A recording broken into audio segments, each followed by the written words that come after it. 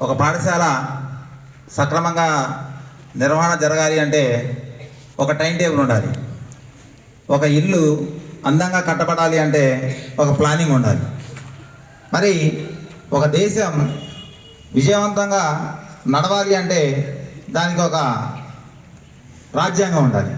అదే మన doctor BR Ambedkar గారు రాసిన రాజ్యాంగం. సరే, దాని మీద ఒక చిన్న కవిత. భారత రాజ్యాంగ రచన అంబేద్కర్ గారి కలం నుండి జాలువారిన వచన. అంబేద్కర్ గారి ఆలోచన భారతదేశపు ఐకమత్యపు భావన. పౌర హక్కుల సాధన, రాజ్యాంగపు నిర్మాణాల శోధన.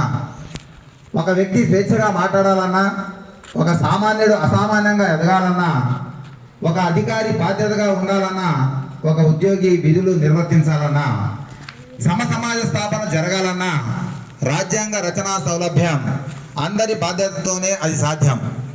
నేటి బాలబాలికలు ఉన్నత చదువులు చదివి అందరూ సమానమే అంటూ ఐకమత్యంతో మెలిగి తల్లిదండ్రులను గురువులను గౌరవించి సమాజానికి పేరు ప్రఖ్యాతులు తేవాలని ఆశిస్తూ అందరికీ రాజ్యాంగ దినోత్సవ శుభాకాంక్షలు. Thank you.